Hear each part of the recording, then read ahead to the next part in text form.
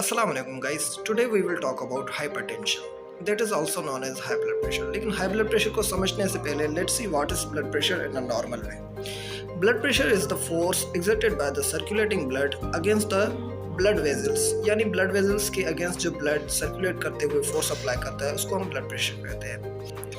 In normal human, heart pumps blood towards the body and receives blood from the body through the blood vessels.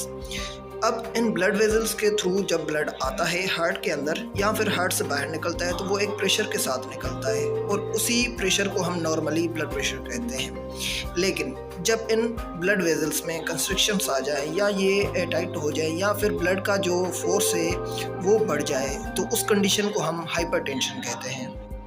Now let's talk about normal blood pressure values. Normally हमारी body का जो blood pressure है वो 120/80 mmHg on average major किया जाता है और इसकी रेंज जो है 110/70 to 139/99 तक काउंट की जाती है. यानी इस रेंज में ब्लड प्रेशर नॉर्मल समझा जाता है.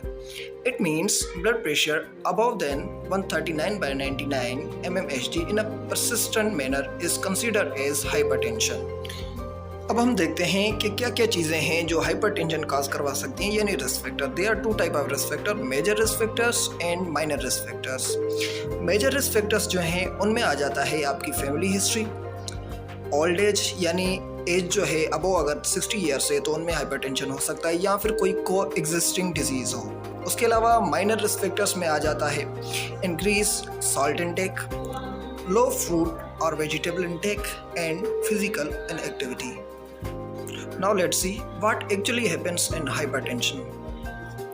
हमने जो पहले रिस्क फैक्टर मेंशन किए हैं वो हमारी ब्लड वेजल्स की नेचर को, उनकी स्ट्रक्चर को चेंज करते हैं. उसकी वजह से क्या होता है कि हमारी ब्लड वेजल्स में प्लेक फॉर्मेशन या कंस्ट्रिक्शंस डेवलप होना शुरू हो जाती हैं और इन कंस्ट्रिक्शंस या प्लेक फॉर्मेशन की वजह से क्या होता है कि जो नॉर्मल ब्लड फ्लो है वो डिस्टर्ब हो जाता है और ब्लड का जो फ्लो का प्रेशर है वो इंक्रीज हो जाता है.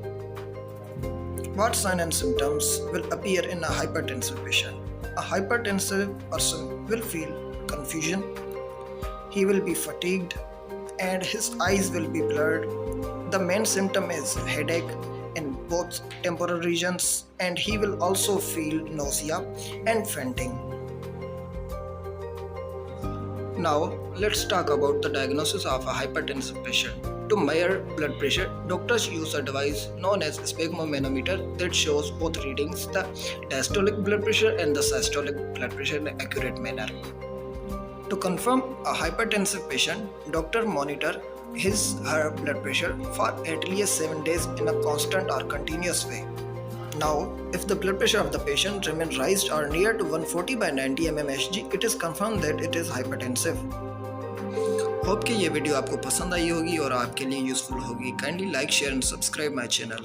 Thank you.